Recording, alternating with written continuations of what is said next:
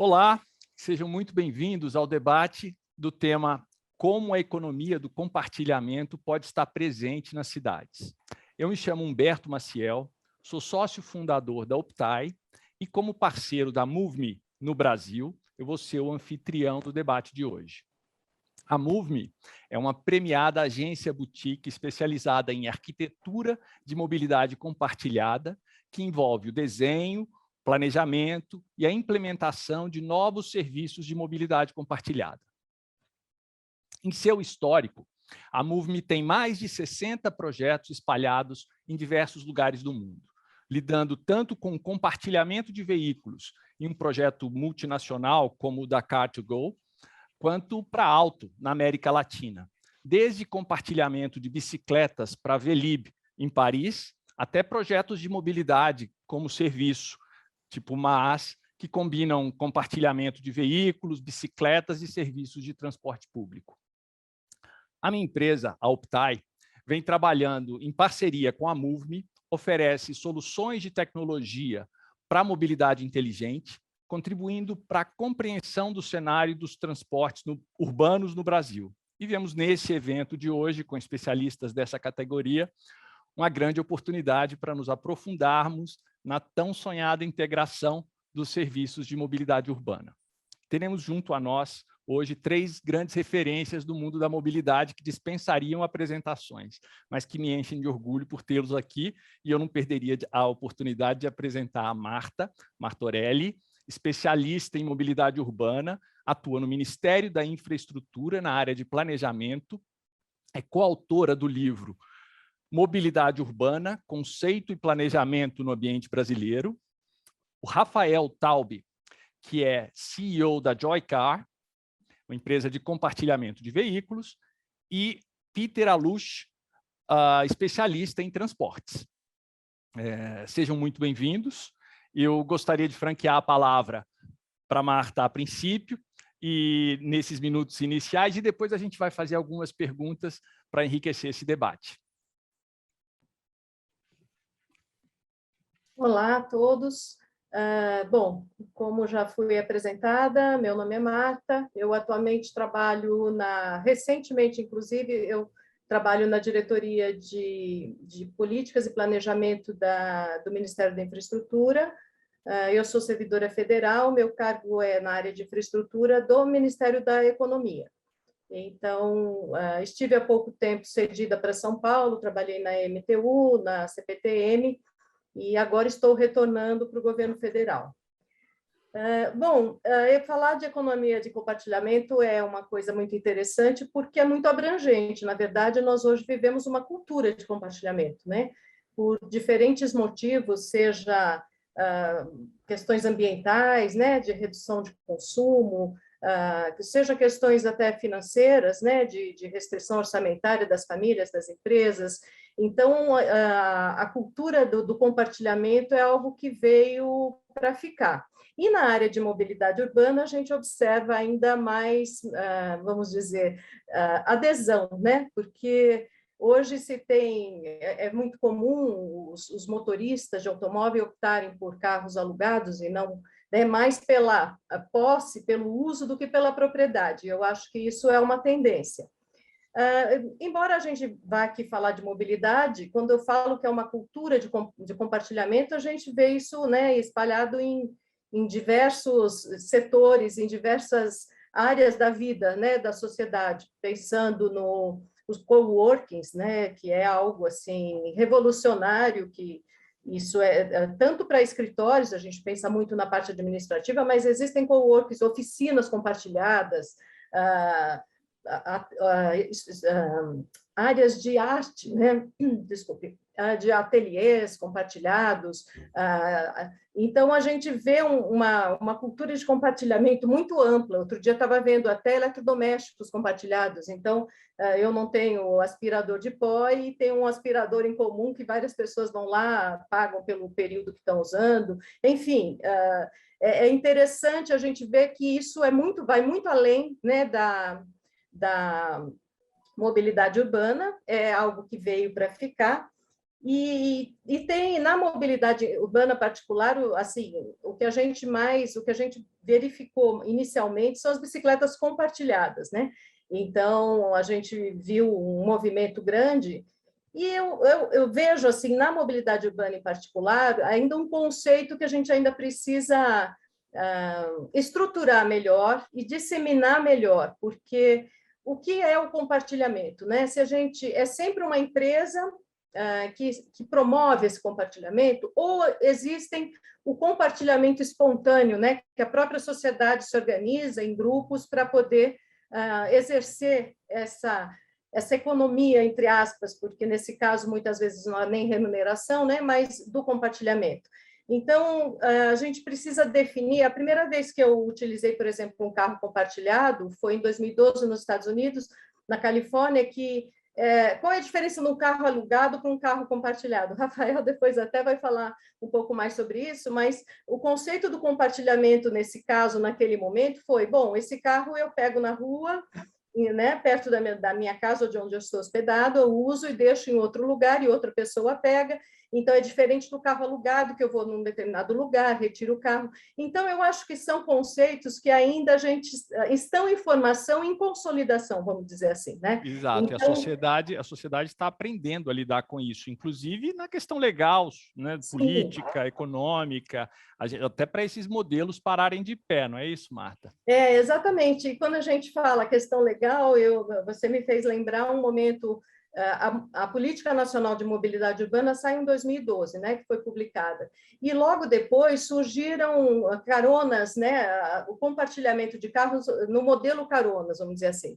Então, nós recebíamos, eu trabalhava no Ministério das Cidades, na área de planejamento da Secretaria Nacional de Mobilidade Urbana, e surgiam questionamentos, por exemplo, então eu tenho meu carro, e eu vou fazer uma carona compartilhada, eu dou carona para X pessoas e essas pessoas me pagam rateiam o combustível, me pagam pelas despesas.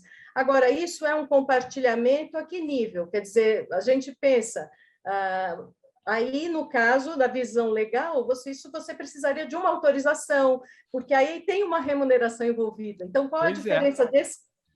Pois não. Pois é, eu fico pensando até que o Rafael pode contribuir muito com essa discussão, porque isso está diretamente ligado no negócio dele, né? E ele tem a visão não só do técnico, como nós estamos aqui discutindo esse assunto, mas inclusive a visão do empresário. Sem dúvida.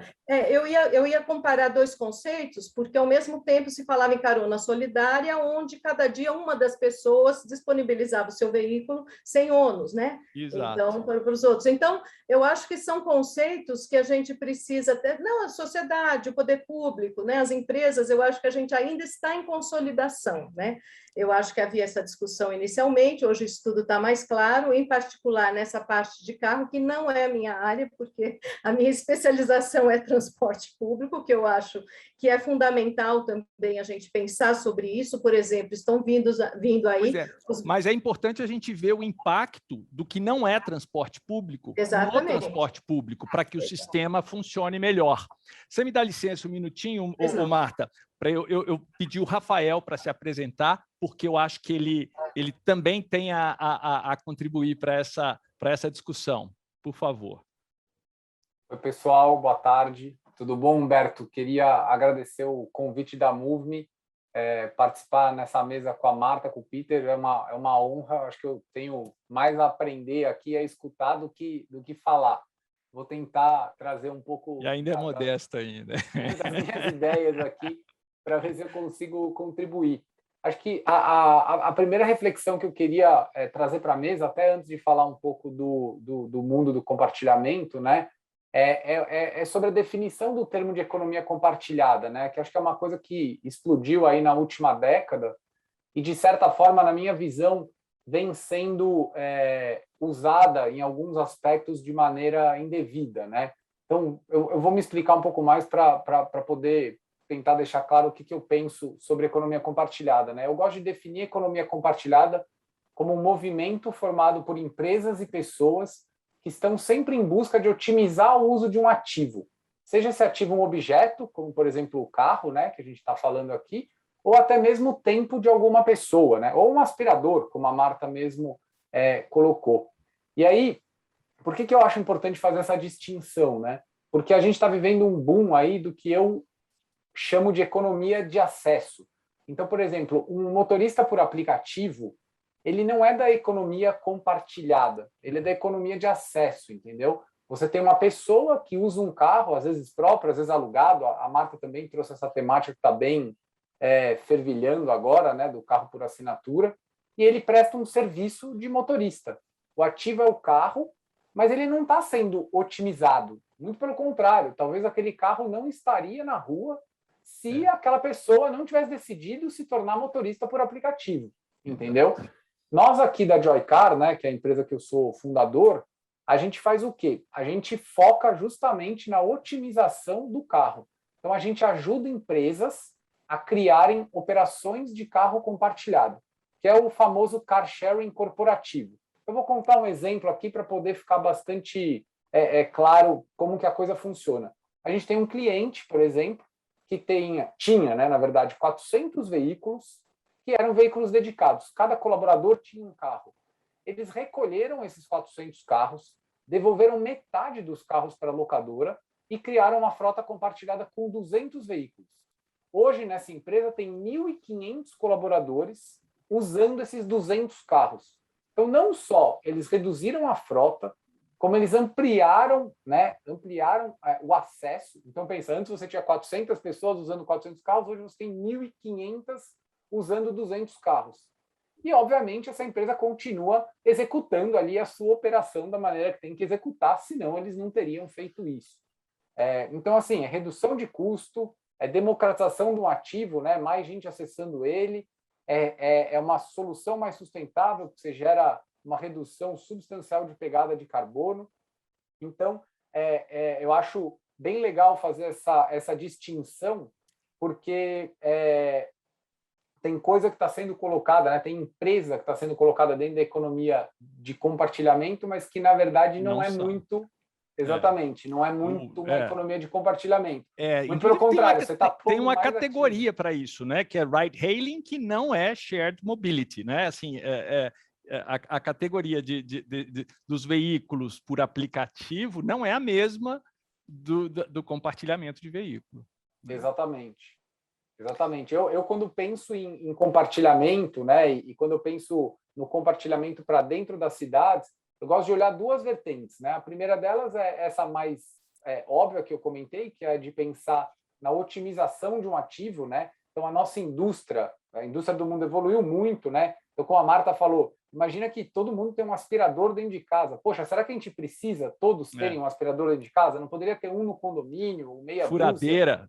Dúzia, furadeira, e aí você pega para usar quando você precisa. Então, eu acho que a economia do compartilhamento tem esse foco de otimizar o uso de ativos, seja esse ativo muito caro, grande, como um carro, ou um ativo menor, como uma furadeira.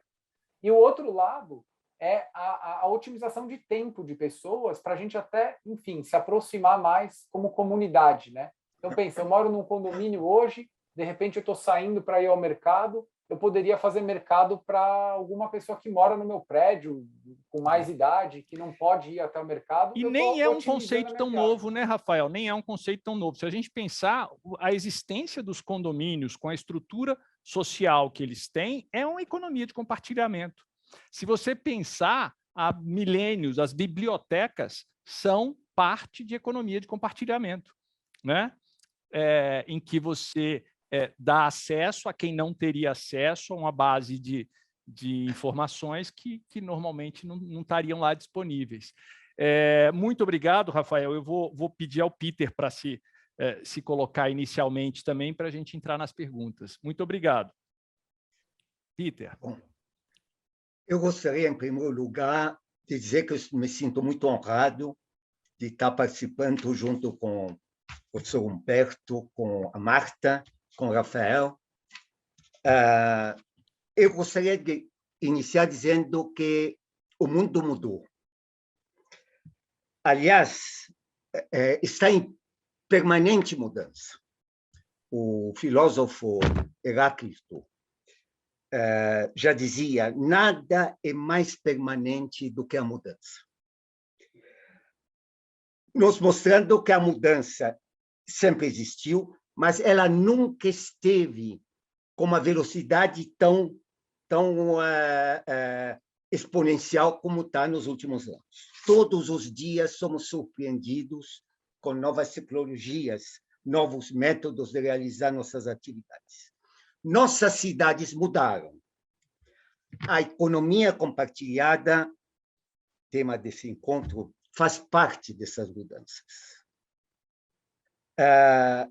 Porque ela conecta desconhecidos com interesses e necessidades comuns. Utiliza tecnologias para facilitar o compartilhamento, troca de conhecimentos, serviços e objetos em escala. E reduz o desperdício. Foi dito, tanto pela Marta quanto pelo Rafael, que o quanto esse compartilhamento torna as coisas mais eficientes. Bom, as cidades estão se tornando mais inteligentes e inclusivas, porque elas estão tendo o usuário como foco e centro das atenções. Então, a economia de compartilhamento ou colaborativa é certamente o tema da atualidade. As cidades se tornam cada vez mais digitais, inteligentes, onde aparece o peer-to-peer. Peer-to-peer, que é o trocador, que é o inovador de trocas em matéria de ofertas e bens e serviços. Na verdade, eu gostaria de lembrar que o Open Data, a abertura dos dados, começou a prevalecer dentro de uma linha quase política da sociedade que exigia a transparência do Estado, disponibilizando os dados do Estado para os cidadãos. O Open Data foi um dos fatores que permitiu o surgimento e a expansão da economia colaborativa. Notem que essa economia colaborativa não é uma novidade. Foi ampliada pelo uso disseminado das tecnologias. Então, siglas de startup começaram a aparecer, como Waze, iFood, Uber, Airbnb, Zipcar, Venian, Buscar, enfim.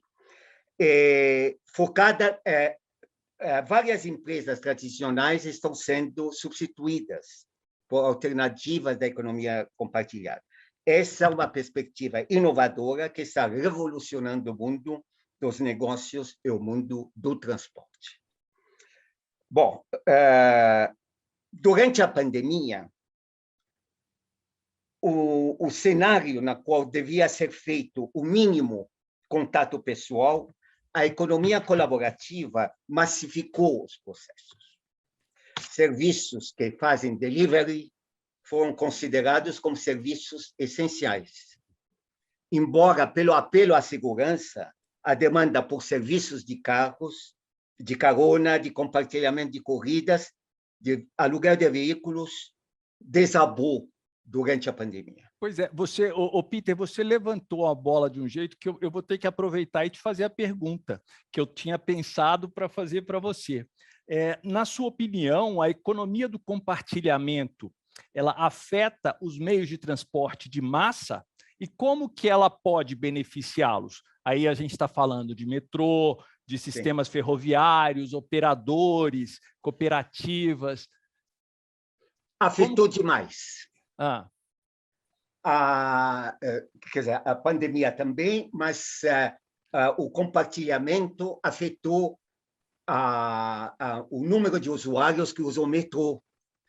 Quer dizer, eu usava metrô todo dia, hoje uso Uber, por causa justamente desse surgimento dessa startup que nos facilita a vida. Apesar do Rafael estar dizendo que Uber não é exatamente compartilhamento, né, Rafael? Depois ele...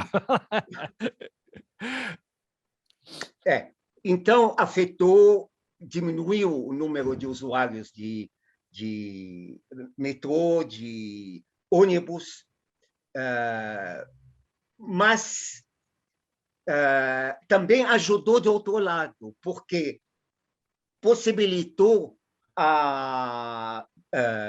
vamos dizer, a integração com o sistema de transporte. Então, eu saio de casa, eu pego o Uber, isso tenho feito antes da pandemia, pego o Uber e vou até a estação do metrô, que está a meia hora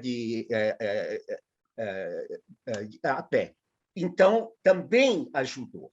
Então, eu não poderia te dizer até que ponto o compartilhamento do transporte afetou positivamente ou negativamente ao sistema de transporte de massa. Mas talvez tenha trazido um pouco mais de eficiência, né? Porque a gente deixou de gerar custos para os sistemas de massa, onde esses custos eventualmente seriam gerados nas pontas, por exemplo, né? na distribuição, na capilarização da rede, não é isso? Não resta dúvida. Aliás, eu gostaria de dizer, não é só o compartilhamento que afetou o transporte público, mas também a bicicleta, que é compartilhamento, andar a pé. Hoje, muita gente que não fazia isso antes da pandemia anda a pé até a estação, ou usa a bicicleta. Em Paris, olha, Paris está se transformando na chamada cidade de 15 minutos da Hidalgo. Que é essa cidade de 15 minutos? É a cidade em que você circula muito a pé e de bicicleta. Lá, talvez o metrô seja muito utilizado, mas ninguém mais utiliza o carro particular. Aliás, o carro particular está virando uma coisa para os jovens, uma coisa que não interessa mais. Ontem num dos seminários que a gente fez aqui, dos eventos, a gente ouviu de uma pessoa que o carro está virando mais ou menos o que o cigarro virou há uns anos atrás, né? Que o carro está sendo mal visto, as pessoas que dirigem estão sendo mal vistas, não é? E eu acho que isso não deixa de ser verdade. Até esse é um estímulo para a atuação da Moveme no Brasil. A Moveme é uma empresa canadense e está vindo para o Brasil por acreditar nessa cultura do compartilhamento e dos meios de transporte de massa ou não compartilhados. Ô, Peter, muito obrigado. Eu vou pedir um minutinho para eu fazer uma pergunta para a Marta, que eu acho que ela tem a contribuir com isso também. A economia do compartilhamento, Marta, invadiu a nossa realidade, para o bem e para o mal, como o Peter estava dizendo, desmontando modelos de negócio previamente estabelecidos e, por outro lado, viabilizando outros. Que tipo de acompanhamento institucional, você que é servidora do poder público, que tipo de acompanhamento institucional existe para esse fenômeno? Você vê mudanças regulatórias importantes na esteira desse impacto social? Bom, na minha opinião, a grande mudança regulatória vem em 2012, né, com a Política Nacional de Mobilidade Urbana, porque qualquer que seja primeiro, dizer que o fato de desmontar alguns modelos de negócio, eu acho que é uma característica do nosso tempo também, né? Hoje, quem não se adapta fica fora do mercado, isso né, nos diferentes segmentos. Mas, com relação ao compartilhamento na mobilidade urbana, a regulação, é bom que se entenda que, constitucionalmente, quem tem a atribuição de fazer de legislar para esse setor são as cidades, porque né, nós temos 5.570 cidades, cada uma completamente diferente da outra, né? E realmente é o poder público municipal que sabe aquilo que é melhor para a sua cidade. O que o governo federal fez, né? Assim, que, na verdade, a política nacional é uma política muito democrática, foi construída pelo legislativo, pela sociedade e tal, mas a função né, do poder público federal é dar diretrizes, né? E as diretrizes levam em conta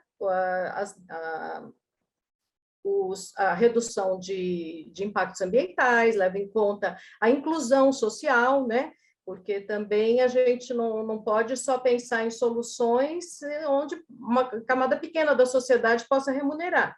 Então, eu acho que o grande impacto regulatório para todas as áreas e para todas as tecnologias da mobilidade urbana foi a Política Nacional de Mobilidade Urbana, que obrigou os municípios a terem seus planos de mobilidade, porque qualquer solução pode ser ótima, pode ser péssima, dependendo de como ela é vista de forma sistêmica, né? Se ela está dentro de um planejamento, se ela está integrando, se ela está atendendo, quem e como está atendendo, né, na população. Então, eu acho que o grande marco regulatório do país realmente é a Política Nacional de Mobilidade Urbana e a grande ação para que tudo isso seja favorável e que caiba, né, todas essas novas tecnologias e novas formas de lidar com o deslocamento das pessoas, sejam planejadas de forma sistêmica. Eu acho que isso é o mais importante de tudo, para poder fazer de algo que está surgindo algo eficiente. Faz todo sentido, faz todo sentido. Obrigado, Marta. Rafael, eu tenho uma pergunta que martela a minha cabeça sempre que eu penso na economia do compartilhamento, e eu vou colocar para você. Os sistemas de compartilhamento de veículo, automotores, ciclomotores, elétricos ou não, eles podem fazer parte de um sistema de transporte sustentável. Eles podem fazer parte de um sistema de transporte público, mas eles contribuem para a sustentabilidade? Eu pergunto isso como um contraponto para o argumento que é comum, que a gente de vez em quando ouve, sobre o compartilhamento de veículo, dizendo que ele desorganiza ou que ele desequilibra os esquemas de mobilidade. Como incluir a previsibilidade, quer dizer, fazer com que eles estejam dentro dos planejamentos urbanos,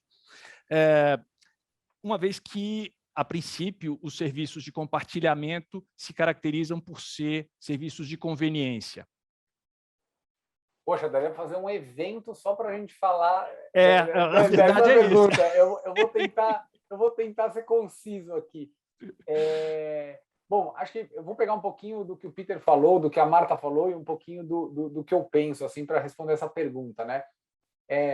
Eu acho que quando a gente fala em desorganização, muito deve estar se pensando em relação a, por exemplo, motoristas de aplicativo, né? Que de uns tempos para cá, jogaram milhares de carros na rua, e isso com certeza desorganiza, né? Como a Marta falou, a gente tem que pensar em planejamento sistêmico. Se a gente não pensa em iniciativa privada e iniciativa pública em conjunto, a coisa fica bagunçada, né? E aí, só, né, para também não atirar pedra só nos aplicativos de motorista, eles fazem, de certa forma, parte da economia compartilhada, mas isso é organizado pelos próprios usuários. Então, por exemplo, eu trabalho num coworking, né, no Cubo, que é o espaço de inovação do Itaú, e o pessoal aqui, né, antes da pandemia, era muito comum você ver 4 pessoas que moram próximas se juntando para pegar um mesmo Uber. Então, ao invés de eles irem de transporte público, eles se juntavam, se organizavam e pegavam o mesmo Uber. Isso é eficiente, né? Então, isso ajuda. Mas se não tem planejamento, você causa um transtorno absurdo no trânsito, porque você, de repente, está colocando um monte de carro ali, sendo que essas pessoas poderiam usar o transporte de massa, né? E não tem benefício incremental, porque poderia acontecer no táxi também, né? Isso. O benefício incremental dos aplicativos foi a tecnologia que veio de forma mais pesada.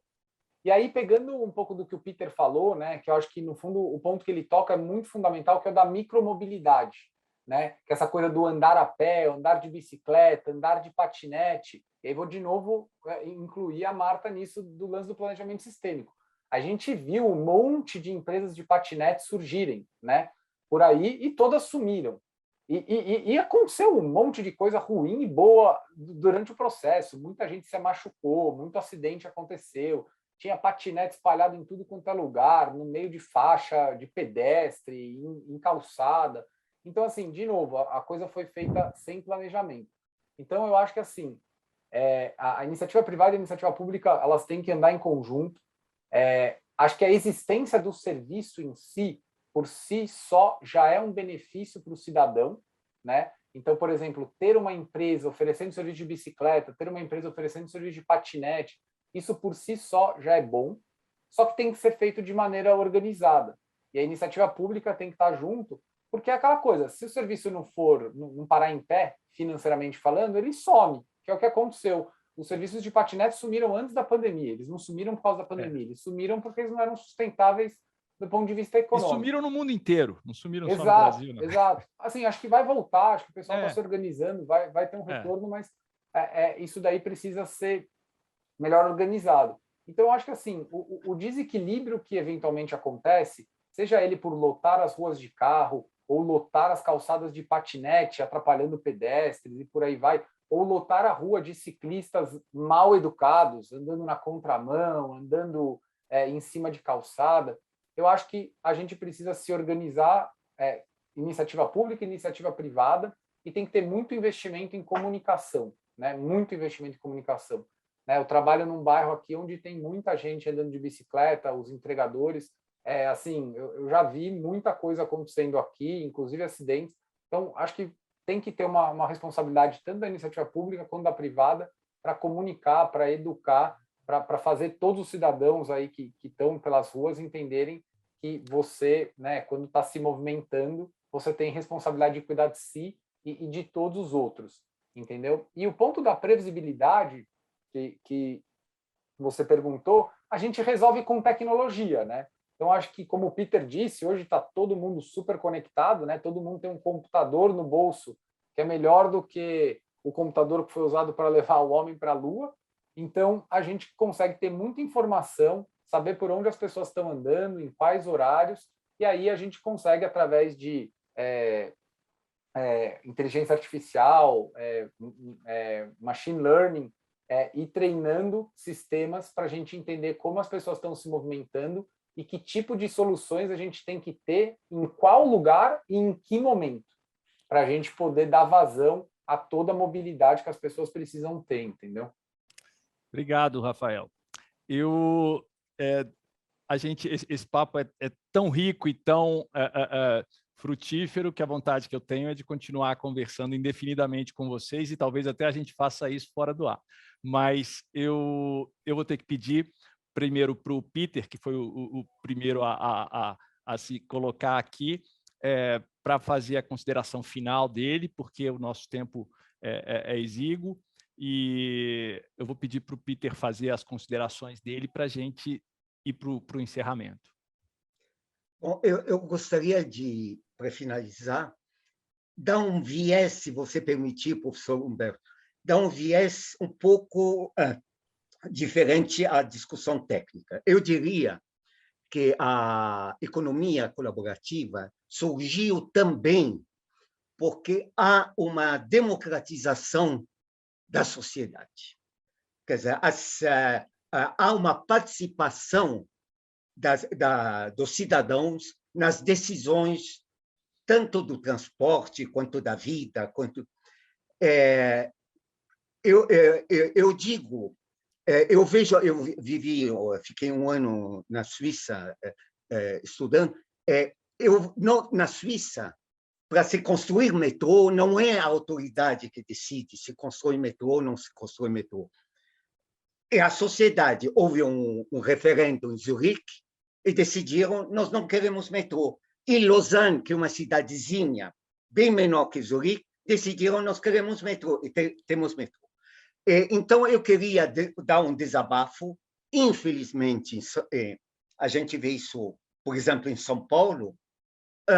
No jornal de hoje, diz que o prefeito decidiu colocar um BRT, que é o sistema poluente, etc., etc., na Avenida Celso Garcia, que é uma artéria que mereceria um VLT. Mas o povo não se pronuncia, enfim. Também o governador, para ligar o ABC ao centro de São Paulo, havia um projeto de um metrô, decidiu não, vai colocar um BRT porque custa mais barato. Então, eu acho que esse tempo já passou. acho que a participação da população está cada vez maior e cada vez mais presente nas decisões das cidades. Muito obrigado, Peter. Marta, está com você, Marta, por favor. Bom, para finalizar, eu gostaria de juntar um pouquinho o que falou o Rafael e o que falou o Peter, que realmente eu concordo plenamente nessa questão da importância da participação da sociedade. Isso eu acho que a nossa democracia ainda é muito recente e é algo que a gente precisa construir, e para que essa parceria, poder público e iniciativa privada também funcione sempre bem, ambas têm que ter o foco na sociedade mesmo, e sociedade não dividida em grupos, sociedade como um todo, a coletividade, e em particular incluindo aqueles que têm menos voz, né? Eu concordo plenamente com o Peter.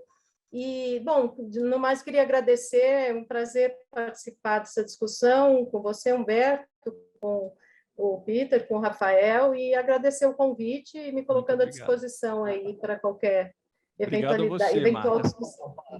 Rafael, Obrigada. por favor, Rafael, faça suas considerações. Bom, queria agradecer, em primeiro lugar, antes até das considerações finais, a Marta, Peter, Humberto, pelo convite. E aí eu vou fazer minha consideração final. Eu quis agradecer primeiro porque eu anotei a frase aqui que eu gostei bastante, que o Peter falou, que é nada é mais permanente que a mudança, né? Gostei bastante e acho que a economia do compartilhamento é uma mudança contínua, né? E é uma mudança que justamente aumenta o poder de escolha das pessoas e democratiza o acesso a muitas coisas que antes muitos não tinham, entendeu? Então, com o poder da tecnologia, a gente hoje tem a capacidade de fracionar o uso de muitas coisas e dar acesso a muitas pessoas. Então, eu torço para que a gente continue evoluindo nessa direção. Eu aqui, como cidadão, como fundador de uma empresa que está inserida nesse mercado, né, espero que eu consiga continuar cada vez mais fazendo a nossa parte e eventualmente executando o nosso sonho grande de democratizar cada vez mais o acesso à tecnologia do carro compartilhado, porque é um ativo muito relevante na nossa sociedade, né, no planeta como um todo. Exato. Só que é um ativo muito ineficiente, né, que gera muita pegada de carbono, que arranca muitos materiais da terra, e a gente não vai conseguir viver os próximos 30 anos do jeito que a gente viveu os últimos 30, né? Então, a ideia é que a gente consiga aqui, dia após dia, cada vez melhorar mais a nossa plataforma tecnológica para poder ajudar qualquer um, em qualquer lugar do Brasil, a criar um carro compartilhado, para que cada vez mais e mais pessoas, não só os jovens, mas pessoas de todas as idades, olhem para o carro como algo a ser utilizado para ir do ponto A ao ponto B, e não para você ter na sua garagem e ficar olhando para ele e falando isso daqui é meu, eu conquistei. Acho que as conquistas elas são muito mais legais quando elas estão ligadas a relacionamentos humanos. Vamos deixar os objetos e os ativos prestarem serviços para nós todos. É isso. Que bacana. Obrigado, viu, Rafael? Bom, eu só posso agradecer. Foi uma discussão maravilhosa. Achei que a gente progrediu muito, conseguiu até nesse pouco tempo abordar temas que dificilmente a gente conseguiria se não fossem especialistas desse calibre de vocês. Muito obrigado por termos tido a oportunidade de ouvi-los aqui. E se vocês desejarem acompanhar esse tema e outros conteúdos relacionados às tendências em mobilidade urbana e compartilhamento, sigam a MoveMe no LinkedIn e inscrevam-se na newsletter em moveme.net. Muito obrigado